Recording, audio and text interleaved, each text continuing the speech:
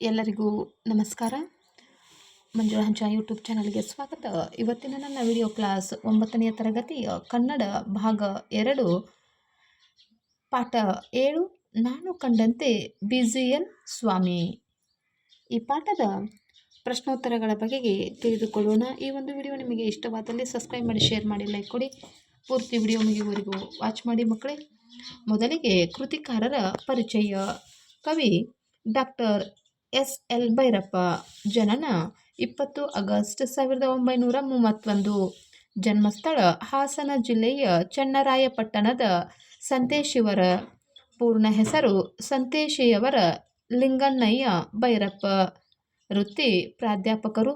ಗುಜರಾತ್, ದೆಹಲಿ, ಮೈಸೂರುಗಳಲ್ಲಿ ಪ್ರಾಧ್ಯಾಪಕರಾಗಿ ಸೇವೆ ಸಲ್ಲಿಸಿದ್ದಾರೆ. ವಿದ್ಯಾಭ್ಯಾಸ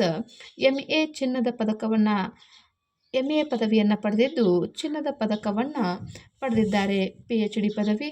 ಸತ್ಯ ಮತ್ತು ಸೌಂದರ್ಯ ಮಹಾಪ್ರಬಂಧಕ್ಕೆ ಇವರಿಗೆ PhD ಪದವಿ ದೊರೆತಿದೆ. ಕೃತಿಗಳು ಧರ್ಮಶ್ರೀ, ಗೃಹಭಂಗ, ವಂಶವೃಕ್ಷ, ಅನ್ವೇಷಣ, ದಾಟು, ಪರ್ವ, ಮಂದ್ರ, ಆವರಣ ಮೊದಲಾದ ಕೃತಿಗಳನ್ನು ಬರೆದಿದ್ದಾರೆ.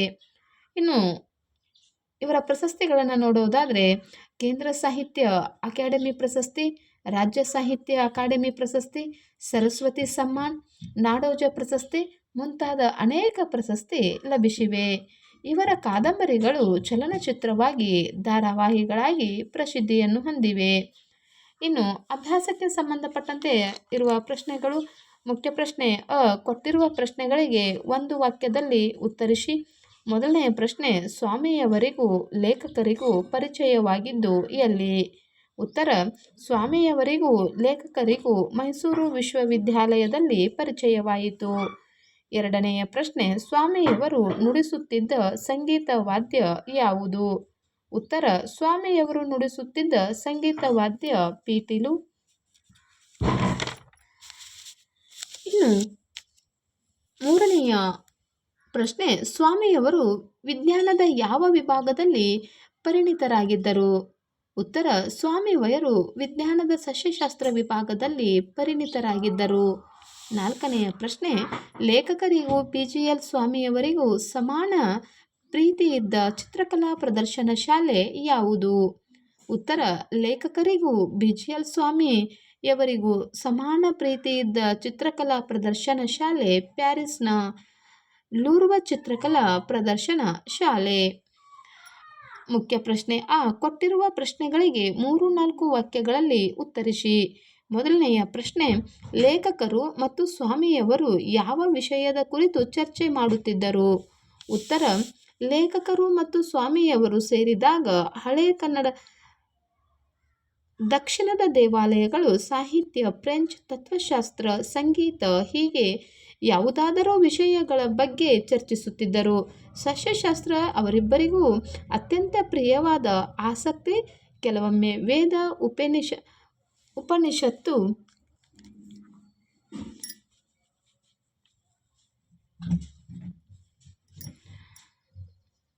ಮತ್ತು ಸಂಸ್ಕೃತ ಸಾಹಿತ್ಯದ ಮಾತುಗಳು ಬೆರೆತು ಬರುತ್ತಿದ್ದವು. ಇನ್ನು ಎರಡನೆಯ ಪ್ರಶ್ನೆ, ಸ್ವಾಮಿಯವರ ಸಂಶೋಧನೆಯ ಆಸಕ್ತಿ ಹೇಗಿತ್ತು? ಉತ್ತರ, ಸ್ವಾಮಿಯವರು ಸಸ್ಯ ಮತ್ತು ಒಣಗಳನ್ನು ಒಣ ಸಂಶೋಧನಕ್ಕಾಗಿ ನೋಡುತ್ತಿರಲಿಲ್ಲ. ಕೆಲಸ, ರಸ, ಆನಂದ ಮತ್ತು ಕೌತುಕಗಳು ಅವರ ಸಂಶೋಧನೆಯ ಇನ್ನೊಂದು ಮುಖವಾಗಿರುತ್ತಿತ್ತು. ಆದ್ದರಿಂದ ಅವರು ಎಂದೂ ಸಂಶೋಧನೆಗೆ ವಿದಾಯ ಹೇಳಲಿಲ್ಲ. ಇದೊಂದೇ ಅವರ ಸಂಶೋಧನೆಯ ಕ್ಷೇತ್ರವಾಗಿರಲಿಲ್ಲ. ಇತಿಹಾಸ, ಸಾಹಿತ್ಯ, ಇತರ ಲಲಿತ ಕಲೆಗಳಲ್ಲೂ ಅವರ ಸಂಶೋಧಕ ಬುದ್ಧಿ ಕೆಲಸ ಮಾಡುತ್ತಲೇ ಇತ್ತು. ಇನ್ನು ಮೂರನೆಯ ಪ್ರಶ್ನೆ, BGL ಸ್ವಾಮಿಯವರ ಸಾವು ಲೇಖಕರನ್ನು ಯಾಕೆ ಕಾಡಿತು?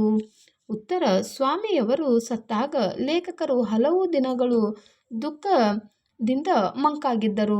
ಜೀವನದ ಮೂಲಭೂತ ಪ್ರಶ್ನೆ, ಭಾವನೆಗಳು ಅವರನ್ನು ತುಂಬಿಕೊಂಡವು. ಸ್ವಾಮಿಯವರು ಆಹಾರದಲ್ಲಿ ಕ್ಲುಪ್ತವಾಗಿದ್ದರು. ಓದು, ಬರಹ, ಸಂಶೋಧನೆಗಳಲ್ಲಿ ಯಾರೂ ಸವೆಯುವುದಿಲ್ಲ. ಸ್ವಾಮಿಯವರು ಮೊದಲಿನಿಂದ ಕ್ರಮವಾಗಿ ಲಘು ವ್ಯಾಯಾಮವನ್ನು, ಮುಂಜಾನೆ 4-5 ಮೈಲಿ ತಿರುಗಾಟವನ್ನು ಇಟ್ಟುಕೊಳ್ಳಬೇಕಿತ್ತು. ಎಂದೆನಿಸುತ್ತದೆ. ಆದರೆ ಈ ಕ್ರಮವನ್ನಿಟ್ಟುಕೊಂಡು ಎಷ್ಟು ಜನ ಸ್ವಾಮಿಯವರಿಗಿಂತ ದೀರ್ಘಾಯುಷ್ಯವಾಗಿಲ್ಲ ಎಂಬ ಹೋಲಿಕೆಗಳು ಮನಸ್ಸಿಗೆ ಬಂದಾಗ ಇಂತಹ ವ್ಯಕ್ತಿಗಳ ಆಯುಷ್ಯದ ಜೀವನ ಕಾರಣವನ್ನು ಹುಡುಕು ಹೋಗುವುದು ತಮ್ಮ ದುಃಖವನ್ನು ತೆಗೆದುಹಾಕಲು ತಾವು ಸೃಷ್ಟಿಸುವ ಒಂದು ನಿಮಿತ್ತ ಮಾತ್ರ ಎಂದೆನಿಸುತ್ತದೆ ಎಂದು ಪಡುತ್ತಿದ್ದರು. ಇನ್ನು ಮುಖ್ಯ ಪ್ರಶ್ನೆ: ಈ ಕೊಟ್ಟಿರುವ ಪ್ರಶ್ನೆಗಳಿಗೆ 8-10 ವಾಕ್ಯಗಳಲ್ಲಿ ಉತ್ತರಿಸಿ. ಸ್ವಾಮಿಯವರ ಸಂಗೀತಾಸಕ್ತಿಯನ್ನು ವಿವರಿಸಿ. ಉತ್ತರ: ಲೇಖಕರು ಸ್ವಾಮಿಯವರ ಮನೆಗೆ ಬಂದಾಗ ಲೇಖಕರಲ್ಲಿರುವ ಸಂಗೀತದ ರೆಕಾರ್ಡ್ಗಳನ್ನು ಕೇಳುತ್ತಿದ್ದರು. ಯಹೂದಿ ಮನೋಹಿನರ್ ಪೀಟಲೆ ಎಂದರೆ ಅವರಿಗೆ ತುಂಬ ಆಸೆ. ಲೇಖಕರಲ್ಲಿರುವ ಮೆನುಹಿನ್ ರೆಕಾರ್ಡ್ಗಳನ್ನು ಪದೇ ಪದೇ ಹಾಕಿಸುತ್ತಿದ್ದರು. ಈತನ ಹಾಗೆ ಪಿಟೀಲಿನ ಸರ್ವ ಸಾಧ್ಯತೆಗಳನ್ನು ಹುಡುಕಿ ಹುಡುಕಿ ಹೊರಹೊಮ್ಮಿಸುವ ವಾದಕ ಬೇರೆ ಯಾರಿದ್ದಾನೆ? ನಮ್ಮೋರು ಏನು ಮಾಡ್ತಾರೆ ಪಿಟೀಲಿನಲ್ಲಿ? ಬೋಚೆವಾರೆಯವರೂರ ನುಡಿಸಿದರೆ ಅದು ಬೋಚೆವಾ ಕುಯ್ದ ಹಾಗಾಗುತ್ತದೆಯೇ ಹೊರತು ಪೀಟೀಲು ನುಡಿಸಿದ ಹಾಗಾಗಲ್ಲ. ಅದೇ ಕೃತಿ, ಅದೇ ರಾಗಬಂಧ, ಪೀಟೀಲುಗಳಲ್ಲೂ ಅದೇ, ವೀಣೆಲೂ ಅದೇ, ಕಾರಿಯೋಟನಲ್ಲೂ ಅದೇ, ಹಾಡುಗಾರಿಕೆಯಲ್ಲೂ ಅದೇ. ಆ ವಾದ್ಯದ ವಿಶೇಷ ಏನು ಬಂತು? ಈ ಕೃತಿ ಪದ್ಧತಿ ನಮ್ಮ ಸಂಗೀತದ ಬೆಳವಣಿಗೆಗೆ ದೊಡ್ಡ ಅಡ್ಡಗಲ್ಲಾಗಿ ನಿಂತು ಬಿಟ್ಟಿದೆ ಎನ್ನುತ್ತಿದ್ದರು. ಲೇಖನವನ್ನು ಬರೆದು ಸಂಗೀತಗಾರರೆಲ್ಲ ಓದುವ ಹಾಗೆ ಪ್ರಕಟಿಸಬೇಕು ಎನ್ನುತ್ತಿದ್ದರು. ಹೀಗೆ ಸ್ವಾಮಿಯವರು ಸಂಗೀತದಲ್ಲಿ ತುಂಬ ಆಸಕ್ತಿಯನ್ನು ಹೊಂದಿದ್ದರು. ಇನ್ನು ಎರಡನೆಯ ಪ್ರಶ್ನೆ: ಸ್ವಾಮಿಯವರ ಸಂಶೋಧಕ ಬುದ್ಧಿ ಹೇಗಿತ್ತು? ಉತ್ತರ: ಪೀಟೀಲು ನುಡಿಸುವಾಗ ಅವರು ಹುಡುಕುತ್ತಿದ್ದುದು ಶಬ್ದಗಳ ರಚನಾ ವೈಖರಿಯನ್ನು, ಅನಂತ ರಚನೆಗಳ ಸಾಧ್ಯತೆಯನ್ನು. ಚಿತ್ರಕಲೆಯಲ್ಲೂ ಇಂಥ ರಚನಾಬಂಧಗಳನ್ನೇ ಅರಸುತ್ತಿದ್ದರು. ರೇಖೆ, ವರ್ಣಗಳಲ್ಲಿ ಎಂತೆಂಥ ರಚನಾಬಂಧಗಳನ್ನು ಸಾಧಿಸಬಹುದು ಎಂದು ಚಿಕ್ಕ ಮಕ್ಕಳಿಗೆ ಸಹಜವೇ ಎನ್ನಿಸುವ ಕೌತುಕವನ್ನು ಕಣ್ಣುಗಳಲ್ಲಿ ಸೂಸುತ್ತಿದ್ದರು. ಪ್ರಕೃತಿಯಲ್ಲಿ, ಅದರಲ್ಲೂ ಸಸ್ಯಗಳಲ್ಲಿರುವುದು ಇದನ್ನು ಹೋಲುವ ರಚನಾರಹಸ್ಯವೇನೋ? ಇಂತಹ ಮನಸ್ಸು, ಬುದ್ಧಿ, ಕಲ್ಪನಾಶಕ್ತಿಗಳನ್ನು ರೂಢಿಸಿ ಬೆಳೆಸಿಕೊಂಡಿದ್ದ ಸ್ವಾಮಿಗೆ ಸೂಕ್ಷ್ಮ ದರ್ಶಕದ ಮೊದಲ ನೋಟದಲ್ಲೇ ಗುಟ್ಟು ಕಾಣಿಸಿಬಿಡುತ್ತಿತ್ತು. ಸಸ್ಯ ಮತ್ತು ವನಗಳನ್ನು ಅವರೆಂದೂ ವನ ಸಂಶೋಧಕನಾಗಿ ನೋಡುತ್ತಿರಲಿಲ್ಲ. ಕಲೆಯ ರಸ ಮತ್ತು ಕೌತುಕಗಳು ಅವರ ಸಂಶೋಧನೆಯ ಇನ್ನೊಂದು ಮುಖವಾಗಿರುತ್ತಿತ್ತು.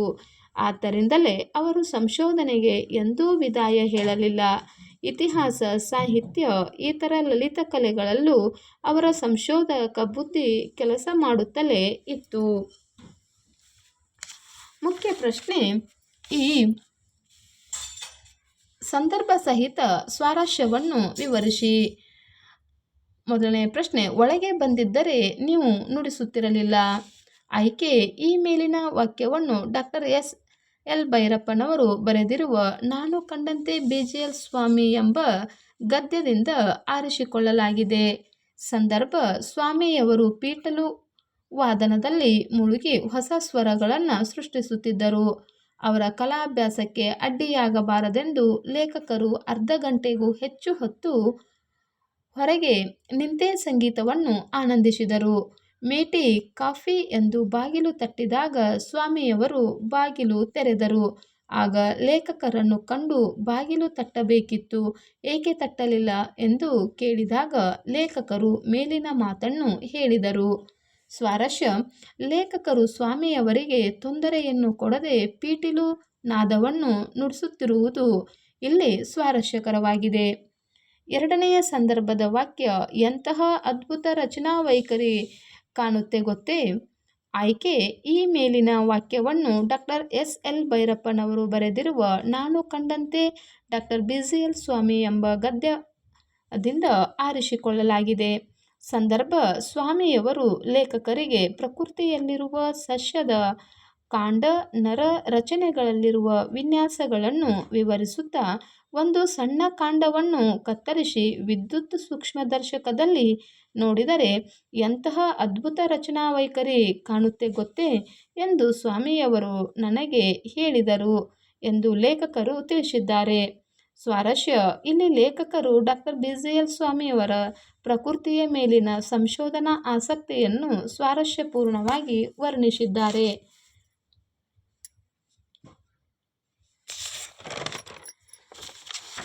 ಇನ್ನು ಮೂರನೆಯ ಸಂದರ್ಭ ಒಂದು ಭಾಷಣಕ್ಕೆ ಬರುವಂತೆ ಒಪ್ಪಿಸಿ.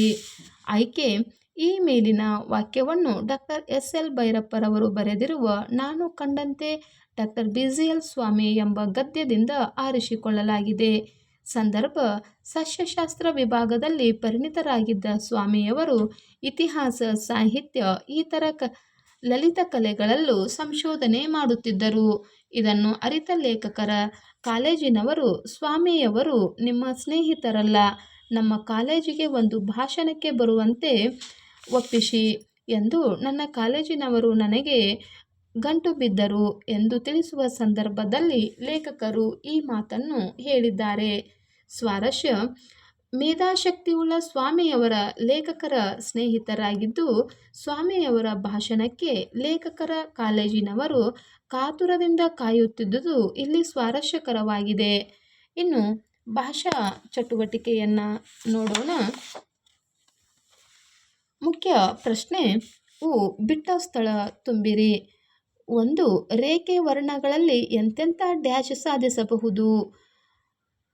ಇದಕ್ಕೆ ಸರಿಯಾದ ಪದ ರೇಖೆ ವರ್ಣಗಳಲ್ಲಿ ಎಂತೆಂಥ ರಚನಾಬಂಧ ಸಾಧಿಸಬಹುದು.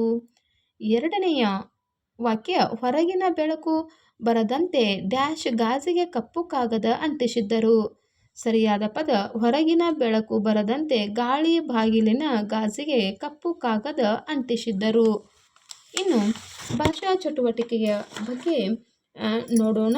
ವಿರುದ್ಧಾರ್ಥಕ ಪದ ಕಲ್ಪನೆ, ನೈಜತೆ, ಪ್ರಸಿದ್ಧ, ಅಪ್ರಸಿದ್ಧ, ದೀರ್ಘಾಯು, ಅಲ್ಪಾಯು. ಇನ್ನು ಭಾಷಾ ಚಟುವಟಿಕೆಯ ಮುಖ್ಯವಾದ ಪ್ರಶ್ನೆ ಕೊಟ್ಟಿರುವ ಪದಗಳನ್ನು ಬಿಡಿಸಿ ಸಂಧಿ ಬರೆಯಿರಿ. ಮೊದಲನೆಯದಾಗಿ ಸಹೋದ್ಯೋಗಿ, ಸಹ ಪ್ಲಸ್ ಉದ್ಯೋಗಿ, ಸಹೋದ್ಯೋಗಿ ಇದು ಗುಣಸಂಧಿ. 2ನೆಯದಾಗಿ ಜೊತೆಯಲ್ಲಿ, ಜೊತೆ ಪ್ಲಸ್ ಅಲ್ಲಿ ಲೋಪಸಂಧಿಯಾಗಿದೆ. 3 ದೇವಾಲಯ, ದೇವ ಪ್ಲಸ್ ಆಲಯ ಸವರ್ಣ ದೀರ್ಘ ಸಂಧಿ. 4 ಹಳೆಗನ್ನಡ, ಹಳೆ ಪ್ಲಸ್ ಕನ್ನಡ ಆದೇಶ ಸಂಧಿಯಾಗಿದೆ. ಜ್ಞಾನಾರ್ಜನೆ, ಜ್ಞಾನ ಪ್ಲಸ್ ಅರ್ಜನೆ ಸವರ್ಣ ದೀರ್ಘ ಸಂಧಿ. 6 ಇತ್ಯಾದಿ, ಇತಿ ಪ್ಲಸ್ ಆದಿ ಎನ್ ಸಂಧಿ. 7 ವೈಖರಿಯನ್ನು, ವೈಖರಿ ಪ್ಲಸ್ ಅನ್ನು ಆಗಮ ಸಂಧಿ. ಮುಖ್ಯ ಪ್ರಶ್ನೆ ಈ ಕೊಟ್ಟಿರುವ ಪದಗಳ ತತ್ಸಮ ತದ್ಭವ ಬರೆಯಿರಿ. ವರ್ಷ, ವರುಷ, ಶ್ರೀ, ಸಿರಿ, ರಾಯ, ರಾಜ, ವೀರ, ಭೀರ, ಭಕ್ತ, ಭಕುತ, ಭಿನ್ನಃ, ವಿಜ್ಞಾಪನೆ, ದೆಸೆ, ದಿಶಾ, ಚಂದ್ರ, ಚಂದಿರ, ಸೊದೆ, ಸುದೆ. ಮುಖ್ಯ ಪ್ರಶ್ನೆ ಈ ಕೊಟ್ಟಿರುವ ಪದಗಳನ್ನು ಸ್ವಂತ ವಾಕ್ಯಗಳಲ್ಲಿ ಬಳಸಿರಿ. ಮೇಧಾಶಕ್ತಿ: ಮಕ್ಕಳಲ್ಲಿ ಮೇಧಾಶಕ್ತಿ ಬೆಳೆಸಲು ತಂದೆ ತಾಯಿ ಪೂರಕ ವಾತಾವರಣ ಕಲ್ಪಿಸಬೇಕು. ಕಾಡು ಹರಟೆ: ನಾವು ಕಾಡಿಗೆ ಹೋದಾಗ ಕಾಡು ಹರಟೆ ಮಾಡಿದೆವು. 3 ಸಂಶೋಧನೆ: ವಿಜ್ಞಾನಿಗಳು ಹೊಸ ಸಂಶೋಧನೆಯಲ್ಲಿ ಸತತವಾಗಿ ಪ್ರಯತ್ನಿಸುತ್ತಾರೆ. 4ನೇದಾಗಿ ಪರಿಣತಿ: ನಮ್ಮ ತಂದೆಯವರು ಇಂಗ್ಲಿಷ್ ಭಾಷೆಯಲ್ಲಿ ಹೆಚ್ಚಿನ ಪರಿಣಿತಿಯನ್ನು ಹೊಂದಿದ್ದಾರೆ. ಮುಖ್ಯ ಪ್ರಶ್ನೆ ಕೊಟ್ಟಿರುವ ಗಾದೆ ಮಾತುಗಳನ್ನು ವಿಸ್ತರಿಸಿ ಬರೆಯಿರಿ. ಮೊದಲನೆಯ ಗಾದೆಯ ಮಾತು ಮಿಂಚಿ ಹೋದ ಕಾರ್ಯಕ್ಕೆ ಚಿಂತಿಸಿ ಫಲವೇನು? ಈ ಗಾದೆ ಈಗಾಗಲೇ ನಡೆದು ಹೋದ ಅಥವಾ ಮುಗಿದು ಹೋದ ಒಂದು ವಿಷಯದ ಬಗ್ಗೆ ಚಿಂತಿಸುವುದರಿಂದ ಹಿಂದಿನದನ್ನು ಬದಲಾಯಿಸಲು ಸಾಧ್ಯವಿಲ್ಲ ಎಂಬುದನ್ನು ಒತ್ತಿ ಹೇಳುತ್ತದೆ. ನಮ್ಮ ಜೀವನದಲ್ಲಿ ಅನೇಕ ಬಾರಿ ನಾವು ಮಾಡಿದ ತಪ್ಪುಗಳ ಬಗ್ಗೆ, ಕೈತಪ್ಪಿ ಹೋದ ಅವಕಾಶಗಳ ಬಗ್ಗೆ ಯೋಚಿಸುತ್ತಾ ಇರುತ್ತೇವೆ. ಅದು ನಮ್ಮ ಮಾನಸಿಕ ನೆಮ್ಮದಿಯನ್ನು ಹಾಳು ಮಾಡುತ್ತದೆ. ಆದ್ದರಿಂದ ಮಿಂಚಿ ಹೋದ ಕಾರ್ಯದ ಬಗ್ಗೆ ಚಿಂತಿಸುವ ಬದಲು ಅದರಿಂದ ಪಾಠ ಕಲಿತು ಹಳೆಯ ತಪ್ಪುಗಳನ್ನು ಪುನರಾವರ್ತನೆ ಆಗದಂತೆ ಎಚ್ಚರ ವಹಿಸಬೇಕು. ಸಮಯ ಮತ್ತು ಸಾಮರ್ಥ್ಯವನ್ನು ವ್ಯರ್ಥ ಮಾಡದೆ ಭವಿಷ್ಯವನ್ನು ಬಳಸಿಕೊಳ್ಳಲು ಉಜ್ವಲಗೊಳಿಸಲು ಬಳಸಿಕೊಳ್ಳಬೇಕು ಎಂಬುದನ್ನು ಈ ಗಾದೆ ಮಾತು ಸೂಚಿಸುತ್ತದೆ. ಇನ್ನು ಎರಡನೆಯದಾಗಿ, ഇരുಳು ಕಂಡ ಬಾವಿಗೆ ಹಗಲು ಬಿದ್ದಂತೆ. ಗಾದೆಯನ್ನು ವೇದಗಳಿಗಿಂತ ಮಿಗಿಲು ಎಂದು ಹೇಳುತ್ತಾರೆ. ಈ ಗಾದೆ ನಮಗೆ ಒಮ್ಮೆ ನೋಡಿದ ತಪ್ಪನ್ನು ಮತ್ತೆ ಮಾಡಬಾರದು ಎಂಬುದು ತಿಳಿಸುತ್ತದೆ. ಅಪಾಯ ಗೊತ್ತಿದ್ದರೂ ಅದೇ ತಪ್ಪಿಗೆ ಹೋಗಬಾರದು. ಅದು ಹಗಲು ಸಮಯದಲ್ಲಿ ಬಾವಿ ಸ್ಪಷ್ಟವಾಗಿ ಕಾಣುತ್ತದೆ, ಆದರೂ ಅದಕ್ಕೆ ಬಿದ್ದರೆ ನಮ್ಮ ಅಜಾಗರೂಕತನವಾಗುತ್ತದೆ. ಆದ್ದರಿಂದ ನಾವೇ ಅದರಿಂದಾಗುವ ಎಲ್ಲ ಪರಿಣಾಮಗಳನ್ನು ಅನುಭವಿಸಬೇಕಾಗುತ್ತದೆ. ನಮಗೆ ಅನುಭವವೇ ಶ್ರೇಷ್ಠ ಗುರುವಾಗಬೇಕು. ಒಮ್ಮೆ ಕಲಿತಂತಹ ಪಾಠವನ್ನು ಜೀವನದಲ್ಲಿ ಮರೆಯದೆ ಎಚ್ಚರಿಕೆಯಿಂದ ಜೀವಿಸಬೇಕು ಎಂಬುದನ್ನು ತಿಳಿಸುತ್ತದೆ.